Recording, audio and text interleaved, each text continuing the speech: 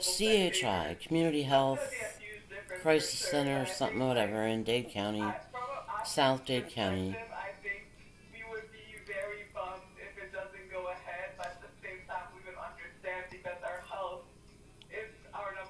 Gave me a med, my second hospitalization, called Serentil, Serentil, and they introduced it to me with an injection. And I got the injection, and I just completely, I don't know how to explain it. It's like my body lit on fire. My spine lit on fire, like the fire was going up my spine to my brain, and I went to the bathroom just to, have whatever this experience was in private or whatever. And I was on the medication for quite a while. Well, a matter of 6 months or so. I don't know if it was helping or not. I think it helped me sleep.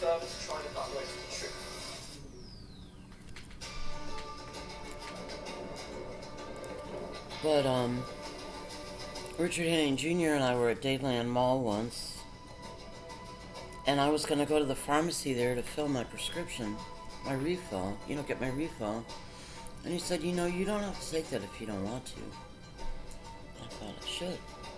I didn't know that. And I thought I had to take it.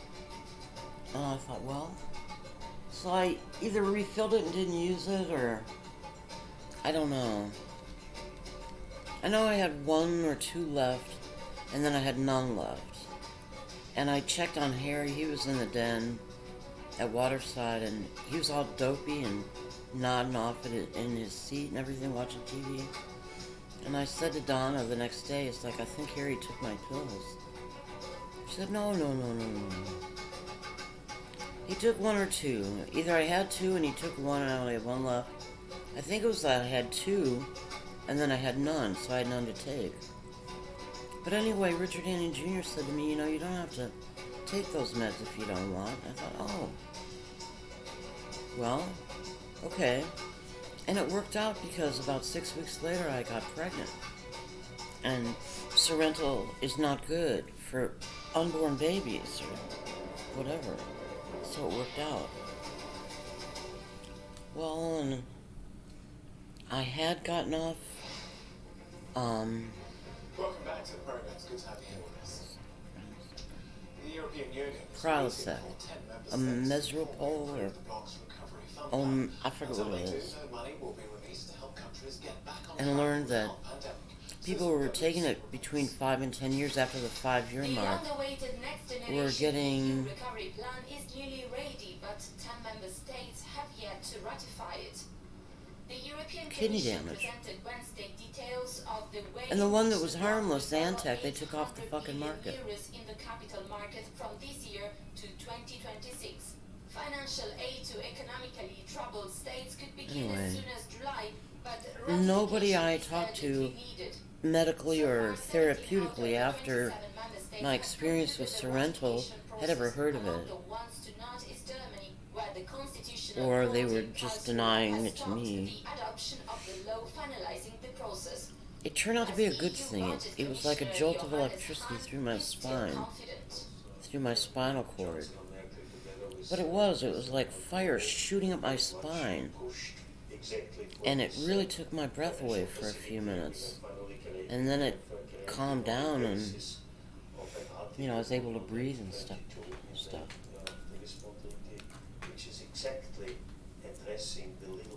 Well, I assume that the intention was not for me to benefit from the fire shooting at my spine. It will be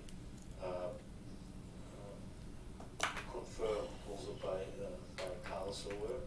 But first and foremost, it's important that they lift their reservation. In order to receive the money, member states have to submit their reform plans by the end of April, with investments mainly needing to focus on the green and digital economies. This one is, 2/3 of member states have already sent their if plans it's to that Brussels. short, it's probably publishable.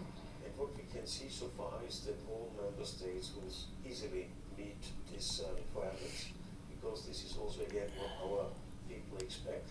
Where we we still see some, let's call it room for improvement and maybe more ambition, is the necessary reform plans which should complement the investment activities. With Brussels having done its part, the ball is now in the court of member states. Susan de Boos, Euronews, Brussels. Well, that's all we have time for on this edition of Euronews tonight. Thanks for joining us. We'll leave you now with a no comment from Iran, where people have been praying on the first day of the Muslim holy month of Ramadan as the country fights the region's deadliest coronavirus outbreak. There you go. Thanks for training me. You could have just said the words, you know. Dig in and be authentic. Say what's in your heart.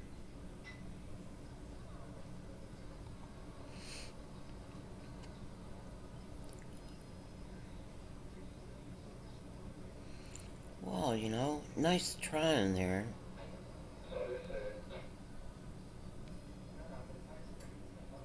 Hey, it's your will against mine. There are so many of you.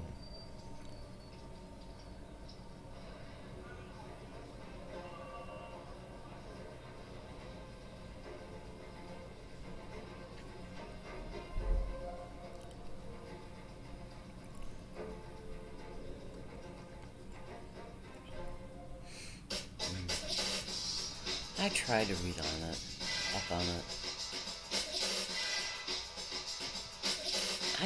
I guess I couldn't decide or The Arctic conclude may seem half a anything. world away, but global players are increasingly being drawn to the North Pole, which is one of the reasons why the European Union wants to be even more involved in the region. The bloc has so far built its Arctic policy around three pillars: climate protection, sustainable development, and cooperation. But a new dimension is needed: security. Moscow has recently reinforced its military presence in the region, and for the EU, this must be addressed. Also be, where can the European Union and NATO cooperate more closely? We all know what's at stake, but one thing is extremely important, especially in this time of geopolitical rivalry.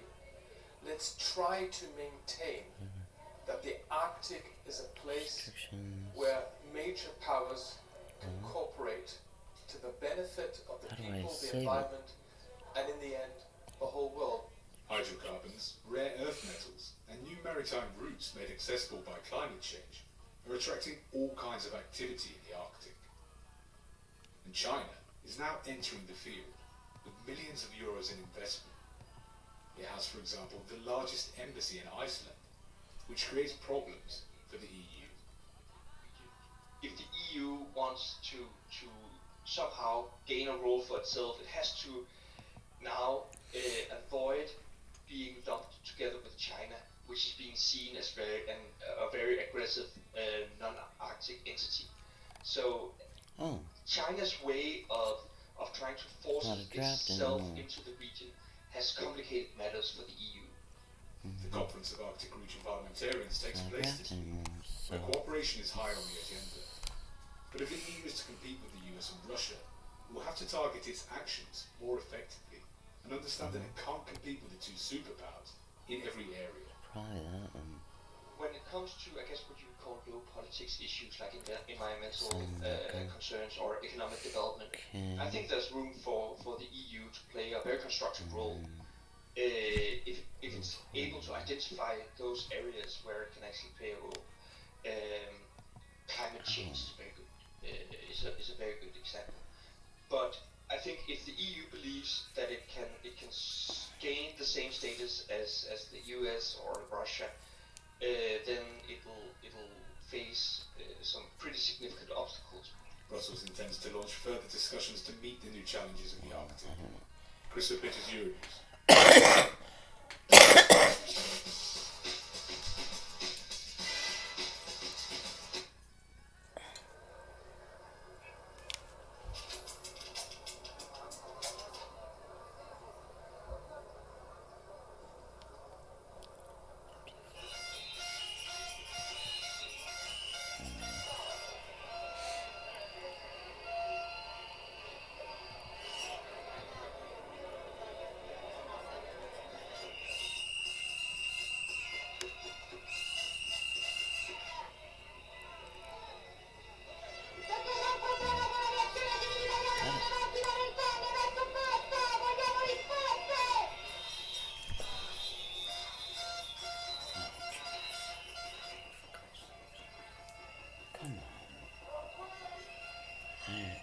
target, okay? That's what I know for sure.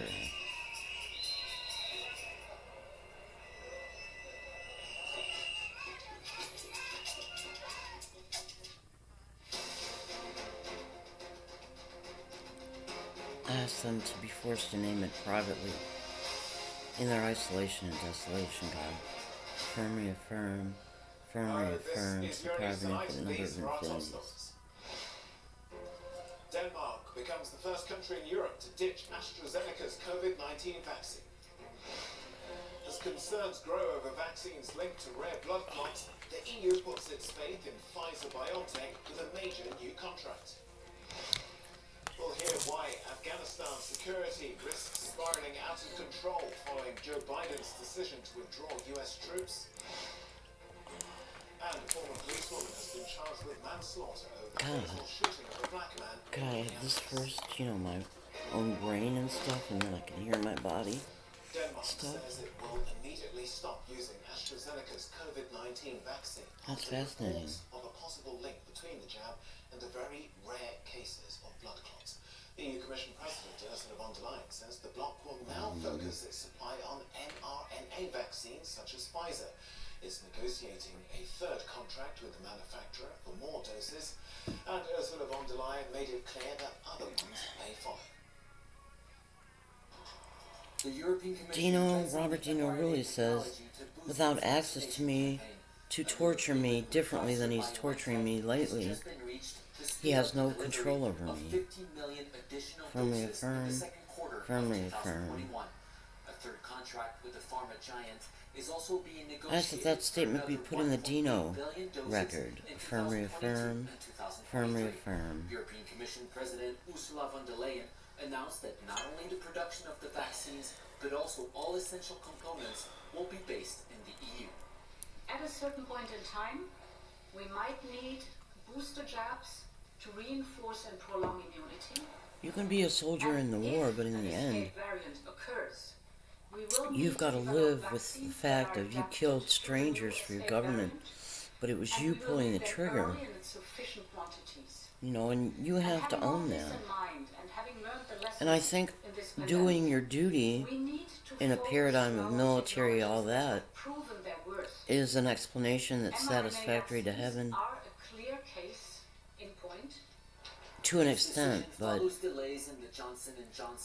pulled the trigger, so there's a part of it you have to live with. That also affects a small percentage of people receiving Right. the AstraZeneca vaccine. I don't know. A vaccine that is now reserved for certain age groups and banned entirely in Denmark. Experts are afraid this could slow down the rollout in Europe. I really fear that this is going to delay things and increase public frustration with what many believe is rather muddled through policies of the European Union, some going as far as to say it's mismanagement of the vaccine rollout. So this is not very good news. So it is reassuring, I have to say, that Pfizer is being asked, and they're in conversation with Pfizer to try and ramp up the production. The European Commission insists that the goal of vaccinating 70% of the population by summer is still feasible. Brian Carter for Euronews. Jeffrey Lazarus is an associate research professor at the Barcelona Institute for Global Health. He says Denmark made the decision because they have supplies of other vaccines. We have to remember the European Medicines Agency declared that the AstraZeneca vaccine is safe, but some countries, including Norway, earlier paused it. Now Denmark has decided not to use it because Denmark, Norway, other EU countries have other options for vaccines. As we heard, what it will do in Denmark is it will delay immunity from expecting everyone to have their first dose by June to probably after summer. So that has made a lot of people in Denmark, where I'm sitting now, not so happy. But Denmark has said they've done their risk-benefit analysis. They don't feel that the risks outweigh the benefits enough. It's a country with low COVID-19 transmission, low rates of hospitalization, low mortality, so they decided to focus on the mRNA vaccines. Nonetheless, this decision is going to cause enormous damage. Do you think AstraZeneca still has a role to play in the global fight against COVID-19? 3254. I think AstraZeneca has a huge and essential, and really a central role to play. I mean, as Europe has other options, remember Pfizer and Moderna require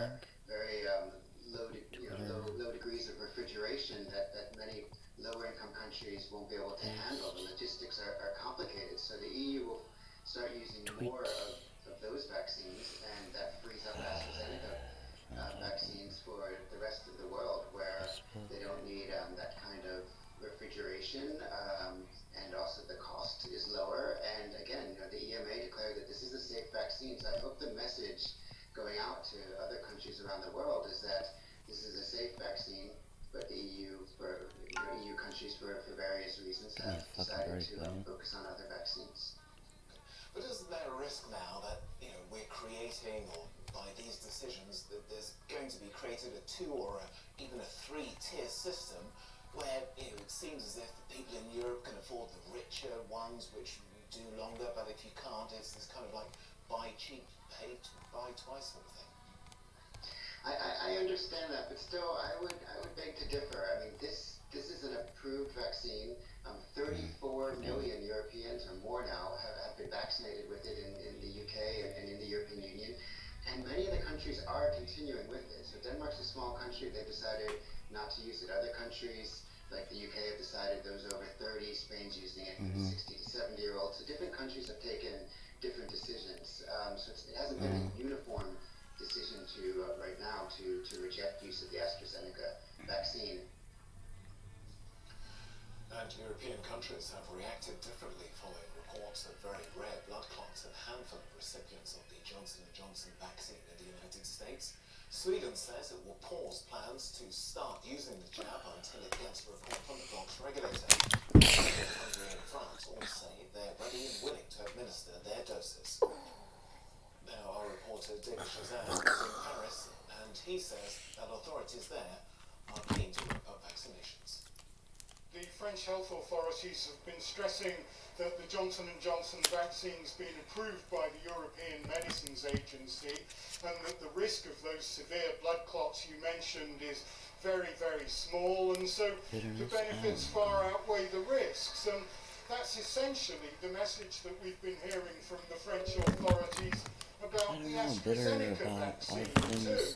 So France is continuing with both of these vaccines, although I think the news that Denmark is halting AstraZeneca is likely to further increase the reluctance of many people in France to have that vaccine, and the news about Johnson & Johnson may also do that. But the French health authorities are really stressing that vaccination is the only way forward now. And it depends. I mean, people are born your paradigms, and they're not all yours, but paradigms have paradigms have paradigms. It's like, pharmacies like the one I don't remember. As well as vaccination centres and I must know enough. So France really wants to start turning the corner on vaccinations very soon. They're really picking up the pace. I do too much. Joe Biden says it's time to end America's NATO allies. It wasn't Hopsicker. The US president intends to call US forces out of the country by September the 11th, the 20th anniversary of the terrorist attacks I don't know. World Trade Center and Washington. I just had to stop at a certain point. It was more than I could absorb. I mean, everything I had read.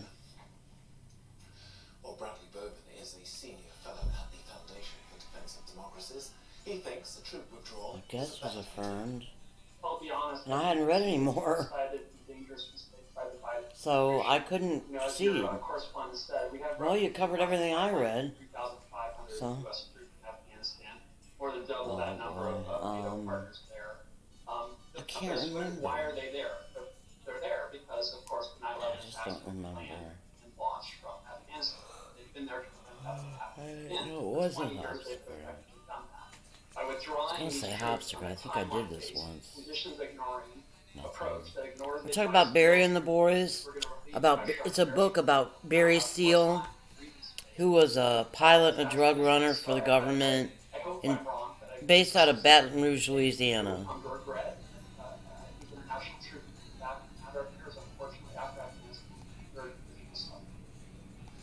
The sound, unfortunately, on you isn't that great, but we're going to persist because it is an extremely important subject. What message do you think this sends out from the United States? I was going to say Hopsicker, and it's not. He did the Venetian whatever. President Biden reversed course. The Venetian Airport Air Flight School or something. Made in Iraq in 2011. They did the exact same thing. They did a timeline-based mission regarding withdrawal in Iraq. Mad Cow? Contrary to advice. And as a result, I don't think that's him. the rise of ISIS, ultimately the ISIS caliphate, and American troops had to go back. We're going to see the exact same thing in Afghanistan. Okay. Hopsicker was I think Afghanistan today is a better place than it was, when America business, ABC Business news reporter. There's no question. Ask girls who I are just attending- don't think it was ask Hopsicker. girls attending schools after women who are not being put in soccer stadiums and being stoned to death by Jesus. the hell. Jesus. It's unquestionably a better place. Not perfect. There's serious problems. The Taliban controls a lot of Barry Steele. He was busy with much to criticize. Mena, Arkansas 3 and Question is, what is the necessary? Venetian Flight School. And, I give the Biden administration Venetian? credit. They're admitting Venice Aviation. that violence levels are not down. They have not broken with Al Qaeda. Bin Laden predicted this years ago. Well, I thought the Saudi pilots was awfully interesting. They were real pilots, and those were their real names, but they had been flying in Saudi Arabia and stuff. They were Arabs. They were, well, I guess just Arabs. Saudi Arabian. They took their names, you'd think, to pin it on Saudi Arabia. So they go into Afghanistan and start a war with Iraq.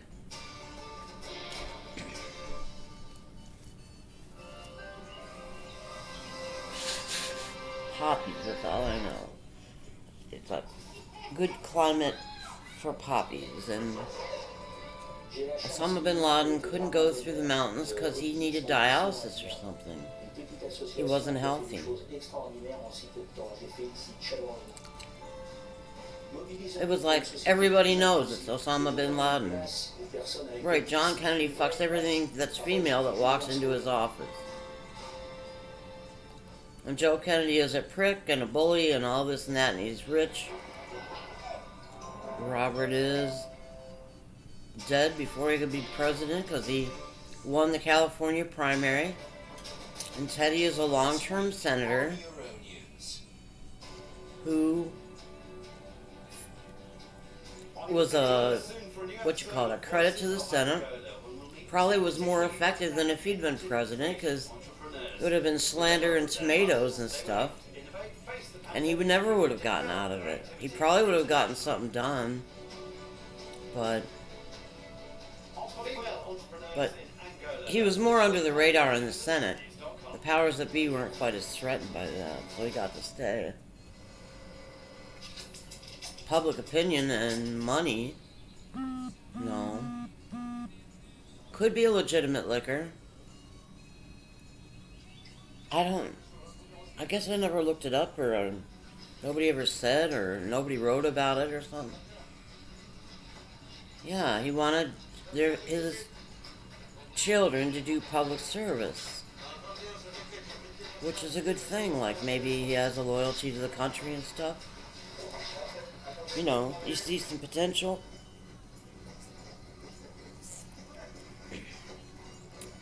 I'm not sure who's reacting. It can't be Hopsicker. 2001? He was Venice Aviation. He did a lot of detailed work at Venice Aviation. That they weren't pilots, that they were trained, but they were trained on small planes, and they took over 727s or 747s, and I don't know. Stuff like that. It just wasn't the focus, and neither was Vreeland. It's like so scribbled on it, you'd heard it before. I remember why I went on there. I don't remember.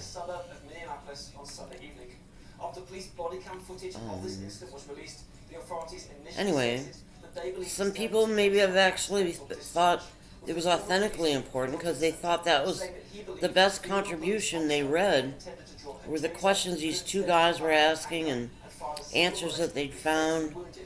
I found on some forum somewhere. The police chief and the police officer, Kim Potter, who fired that weapon, were resigning from their positions. Many people, including the mayor of Brooklyn Center, Mike Elliott, said that they hope that these resignations would bring good arguments, interesting points, detailed analysis. They found some value in it, I guess. And that those people responsible for the death of Daunte Wright would be held accountable. Well, it's been announced on Wednesday by a Minnesota prosecutor that former police officer, Kim Potter, has now been charged with second-degree... Osama bin Laden was Saudi. It's like 45 brothers and sisters. Is hopefully going to ease tensions in the city. His brother Salem bin Laden was a pilot, like a private pilot. Protesters have been gathering I forget. outside this Brooklyn Center police headquarters, which has now been fortified for concrete He just wall flew and little high planes, Protesters like for his own projectiles private use. towards the police, who responded with tear gas And he was over Texas, and I don't remember what he was doing. He was going from east to west, and Instead, I read about it. the death of Daunte Wright is an indication of how slanted the American justice Underground system is. construction. I don't know when I found out about that. And those words have also been echoed by a number of high-profile politicians in the United States, such as Congresswoman Cori Bush, who said that the police actions at these demonstrations should also be looked into. The US President Joe Biden has previously stated that he understands the anger and trauma that black communities across America are feeling every day, and he also echoed those words to make sure that justice is being served. But of course, this death, the death of Daunte Wright, is taking place in the same US state where it was just last year that George Floyd was killed by a police officer on May 26th.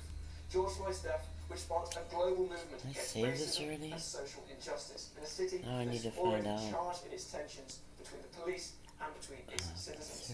So Minnesota prosecutors announcing that they are indeed charging that former police officer over the killing of Daunte Wright. But those demonstrations in Minneapolis look set to continue for a full day. 3254. Well, as Matthew was just explaining there, the trial of Derek Chauvin is well underway in Minneapolis. On day 13, Judge Peter Cahill turned down a request to acquit Chauvin. His lawyer had said the prosecution failed to prove his actions killed George Floyd, but Judge Peter Cahill rejected the motion, saying some witnesses had argued Chauvin's use of force was unreasonable. I put the links up. There are only 100 days left to go before the Olympic Games finally get underway in Japan, with the COVID-19 pandemic delaying the event. To mark the milestone, countdown, buildings and bridges on the Tokyo skyline. Earlier, the organising Give me Misk. Olympic rings on top of I got no Misk. as well as statues of Olympic and Paralympic mascots at the Tokyo 3524. While competitors themselves have been gearing up to the big Did event, that including twice. Olympic swimmer Farida Osman from Egypt. She says pool closures have been the biggest 30. hurdle in her training in the run-up to the games. It's been a year postponed, so everyone's just getting extra ready, getting faster, getting stronger. Everyone's trying to get like the best possible preparation. So personally, I would say like I feel like I'm confident enough in my training and I'm ready to perform. Where's Misk? Has your training been affected by the I did the same one twice? No. It's been affected 54 is not Misk. year, as everyone knows, like it was supposed to happen July 2020. I got no Misk.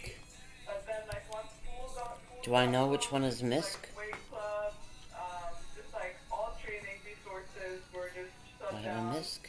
So I couldn't really practice for a while, and this is when I decided to leave the U.S. and go back home. 3254. So I can be with my family around this difficult time, just like my comfort zone. So at the pools were closed, I tried to be as creative as possible. I was lucky enough to be able to access a pool really close to home, so I could maybe go in certain hours and not really for a long time. And then for weights and gym, I had to buy my own equipment. So I definitely had to be creative. It was nice to have a different training for change, but at the same time I had to be committed and disciplined, so I don't lose shape. So how do you feel about going to Japan? We've seen the organisers. Ann Landsberg, Ellsworth Coran has to do with Wikipedia. Told to arrive late and leave early if they are coming to Japan. Are you scared? I think a lot of people would definitely say we should be scared, but I think I trust their job and everyone's gonna try to be as safe as possible. Well, I am planning on being vaccinated before I go, and I think like a lot of athletes are planning on doing so too. So I think that might be putting it a little bit more at ease, but at the same time, I'm personally gonna try to be safe. Ann Lansberg, Ellsworth, Korean has to do with Wikipedia. She probably makes inaccurate contributions for the agenda of Satanists on the planet Earth. It is the biggest event in the world, and like everyone in the world watches it. I know like my parents are not going to be able to come and watch because Shit it's now. open for local spectators. I thought I just did one. For sure, but I think like from an athlete's perspective, Okay, I'm gonna stop recording and upload this.